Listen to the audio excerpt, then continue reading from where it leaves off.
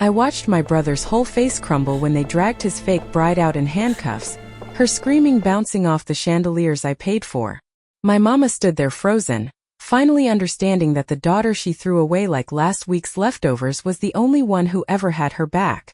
The woman who tried to con my family was choking on her own lies, and I felt absolutely nothing watching her fall except the weight of my grandmother's necklace, finally back where it belonged. Crystal Monroe, or whatever her government name actually was, kept twisting against the federal agents, her $30,000 dress getting all twisted up while mascara ran down her face like dirty rivers. She locked eyes with me one last time, and I swear I saw the exact moment she realized who I really was, that the dusty girl from College Park she'd been disrespecting all night owned every single square inch of marble she was standing on. Agent Reeves read her rights in that flat, professional tone they teach you at Quantico, and somewhere behind me I heard Lorraine, my mama, make a sound like all the air had left her body at once. Marcus just stood there with his hands hanging at his sides, looking lost in his own engagement party, and I almost felt sorry for him until I remembered he'd called me last week asking if I could loan him money to help pay for this mess. The irony tasted better than the honey bourbon I'd been nursing all evening. But to understand how we all ended up in this ballroom watching a woman get arrested at her own engagement party, you have to go back 6 years to the day I left College Park with $300 in my pocket and grandmother Essie's voice in my head telling me I was going to be something special. I took a job cleaning rooms at the Mayfair Hotel in Midtown Atlanta. And child, let me tell you something about being invisible. When you're the woman in the gray uniform pushing a cleaning cart, people talk around you like you're not even there, like you're part of the furniture or the wallpaper. I learned more about running a hotel in 6 months of listening than most folks learn in business school. I watched how the front desk manager smoothed over complaints, how the general manager negotiated with vendors, how the owners made decisions about renovations and marketing. I took notes on the back of cleaning checklists and studied while eating my lunch in the service corridors that smelled like industrial cleaner and other people's leftovers. By the time I was 28, I'd worked my way up to assistant manager, saved every single penny, and made my first property investment with money I'd earned myself. No family help, no handouts, just stubbornness and a refusal to stay small. When I bought my second property at 30, I named my company Caldwell Hospitality Group, and the day I signed those papers, I sat in my car in the parking garage and cried so hard I had to redo my makeup before going back to work. At 34, I owned 5 boutique hotels across Georgia and Alabama, and the Grand Peachtree in Buckhead was my crown jewel, all gleaming marble and crystal, and the kind of elegance that made people whisper when they walked through the doors. The thing about success is that it changes how you see your family, or maybe it just makes you see them clearly for the first time without all that childhood fog getting in the way. I started sending money home when I was 31, after Mama called Marcus crying about how they were about to lose the house because Daddy's medical bills from his heart surgery had wiped out their savings. I set up an automatic payment system through my company, made sure it looked official and distant, and never once put my name on any of the paperwork because I knew exactly what would happen if I did. They'd find some way to make it about Marcus anyway, some way to give him credit for taking care of the family while his little sister was off playing businesswoman in the city. Sure enough, within 3 months, Mama was bragging to everyone at Greater Hope Baptist Church about how Marcus was secretly supporting them, how he'd made smart investments and was taking care of his parents like a good son should.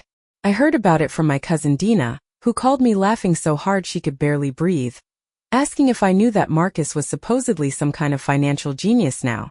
I told her to let Mama have her fantasy because the bills were getting paid and that's all that mattered, but something about it sat wrong in my spirit, like when you know a storm is coming before the sky even changes color. Marcus didn't know where the money came from either, just accepted Mama's explanation that he must have set up some automatic payment years ago and forgotten about it, which should have told me everything I needed to know about my brother's attention to detail. The man couldn't remember his own banking but thought he was ready to get married. Crystal Monroe came into Marcus's life like a hurricane wearing designer perfume, and from the jump, something about her didn't sit right with me. Marcus brought her to Sunday dinner at Mama's house 6 months after they met, and I'd driven down from Atlanta to meet the woman who supposedly had my brother talking about settling down and having babies. She walked in wearing cream-colored everything. Her hair laid so perfect it looked like a wig even though I'm pretty sure it was hers, and she had that smile that didn't quite reach her eyes, the kind of smile I'd seen on guests trying to negotiate their way out of paying for minibar charges. When Marcus introduced us, she looked me up and down real quick, taking in my jeans and the Howard University sweatshirt I'd thrown on for the drive, and I saw her dismiss me in real time like I was something stuck to the bottom of her Louboutins. She spent the whole dinner talking about her family's real estate business, dropping names of developments in Florida and Arizona, mentioning investments and properties like she was reading from a script she'd memorized. Mama ate it up, asking questions and nodding along, already planning the wedding in her head. I asked Crystal which properties specifically, asked if her family had been affected by the market crash back in 2008, basic questions anyone in real estate would answer without blinking. She got vague real quick, said her daddy handled all the business details and she just helped with design and staging, then changed the subject to how beautiful Mama's china was. After dinner, I pulled Marcus aside in the kitchen while he was getting more sweet tea and told him something felt off about her story, that the details weren't adding up right. He got defensive immediately, told me I was just jealous because I'd been single for 3 years and couldn't stand to see him happy, said maybe if I wasn't so focused on work all the time I'd find someone too. His words hit like a slap, not because they hurt but because they showed me how little he actually knew about my life, about what I'd built while he was collecting participation trophies for Mama. The engagement announcement came through a text message, no phone call, no personal conversation, just a group text to the family with a photo of Crystal's ring, a massive diamond that probably cost more than Marcus made in 4 months. Mama immediately started planning, talking about venues and guest lists, and how the Caldwell family was finally going to have something to celebrate. When I suggested maybe they should have a longer engagement, get to know each other better, Mama told me not to rain on Marcus's parade just because I had commitment issues. The wedding was set for 6 months out, and Crystal's parents, Raymond and Vivian Monroe, came to Atlanta to meet the family and start planning. They looked like money, talked like money, acted like they owned every room they walked into, but I'd spent enough time around actual wealthy people to know the difference between old money quiet and new money loud. Raymond kept checking his phone during dinner, his jaw tight like he was waiting for bad news, and Vivian touched her jewelry constantly, nervous fingers running over diamonds and gold like she was making sure they were still there. I started doing research that night, casual at first, just looking up Monroe Development Group online to see their portfolio.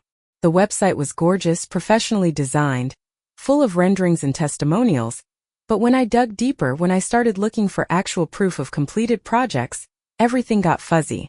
I called Naomi, my forensic accountant who'd helped me with due diligence on my last acquisition, and asked her to run a background check, nothing invasive, just basic public record stuff. She called me back 2 days later with a voice I'd never heard from her before, tight and worried, telling me I needed to see these documents in person. I drove to her office in Midtown at 8:30 on a Tuesday morning, and she spread papers across her conference table like evidence at a crime scene. The Monroes weren't developers, they were con artists running a Ponzi scheme that stretched back 11 years across 4 states. Raymond and Vivian had collected millions from investors for projects that either didn't exist or were wildly overvalued, paying early investors with money from new ones, the oldest trick in the book. They'd been investigated in Arizona 3 years ago under different names, had disappeared right before charges were filed, and resurfaced in Georgia as the Monroes with a whole new identity and the same old game. And Crystal, my brother's beautiful fiancée who was supposed to love him and build a life with him, her real name was Candace Porter and she was part of the operation, the bait they used to hook targets with family money. Naomi showed me photos of Crystal from a society page in Phoenix, younger but definitely her, standing next to Raymond and Vivian at a charity gala under completely different names. They'd done this before, targeted families that looked wealthy, married into them, drained whatever assets they could access, then disappeared when things got hot. I sat in that conference room smelling Naomi's vanilla candles, and feeling my whole body go cold because I understood exactly what was happening. They thought Marcus had money, thought the Caldwell family was sitting on some hidden fortune because Mama had been bragging about Marcus's investments and the house was paid off and nobody knew the money came from me. They'd researched us, found what looked like wealth, and sent Crystal in to secure the bag before their empire collapsed. The engagement party was scheduled for Friday night at 8, and according to Naomi's contact at the FBI, federal agents were already building a case against the Monroes, but hadn't located them yet, because they kept moving, kept changing names, always one step ahead. I looked at those documents spread across the table, at Crystal's fake smile in those old photos, at the list of families they destroyed over the past decade, and I made a decision right there. I pulled out my phone and called Marcus, told him I needed to talk to him about something important before the party. He said he was busy with wedding planning and couldn't wait until after, his voice distracted and distant. I told him it was about his future, about Crystal's family, about things he needed to know. He sighed like I was bothering him and said I needed to stop being negative, that Crystal had warned him I might try to sabotage things because I couldn't handle him being happy. Then he hung up on me, and I sat there holding my phone thinking about how sometimes you can't save people from themselves, you can only catch them when they fall.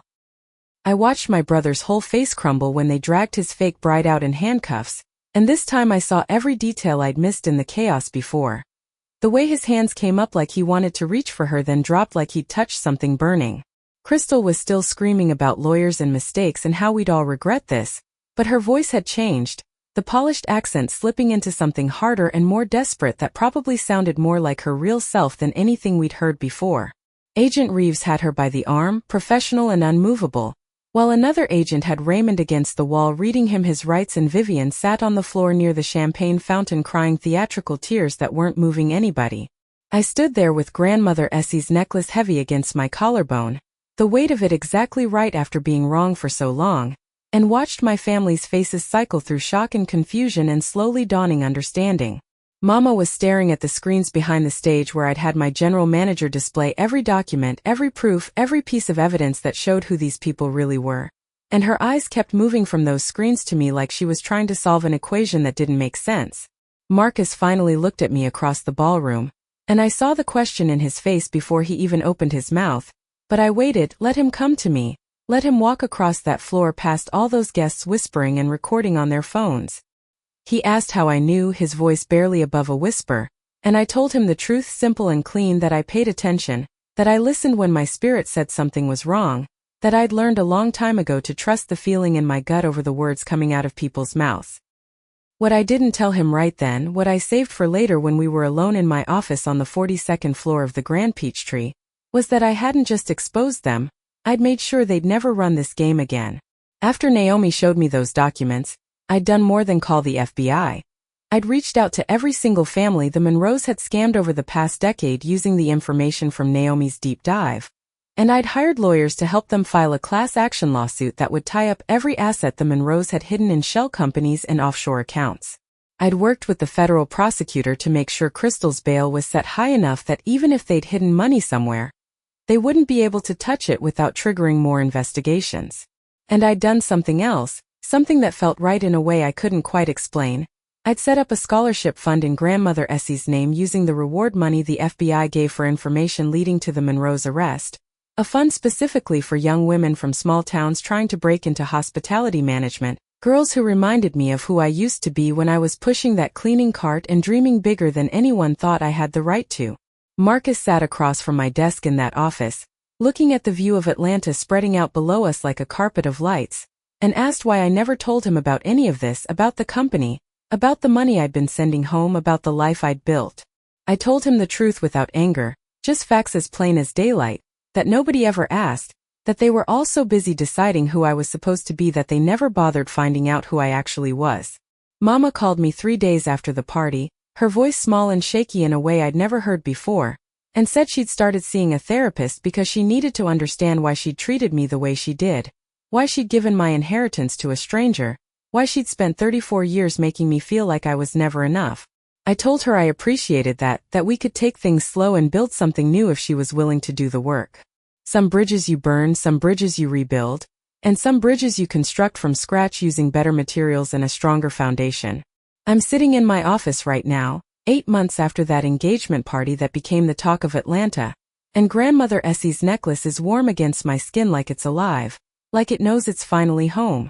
Marcus stops by once a week now, brings lunch, asks real questions about my life and actually listens to the answers, trying to build a relationship with a sister he never really knew. Mama came to the opening of my newest property last month, walked through the lobby with tears in her eyes, touching the dedication plaque that read, "In memory of Imani Caldwell, who taught me that roots can grow anywhere if you're brave enough to plant them. The best revenge isn't loud or violent or cruel. It's building something so beautiful and so undeniable that everyone who underestimated you has to stand in its shadow and finally see you clearly. And I sleep good at night knowing I did exactly that." If this story hit you where it counts, make sure you subscribe and let me know in the comments where you're tuning in from. Let's show the world how far this message reaches. Sometimes we carry things in silence, but when we speak up, we give someone else the permission to breathe again. We're here to help each other survive the struggle and come out stronger on the other side. So keep your eyes open, trust your soul, and remember that every small step you take is building your legacy. Keep it real out there.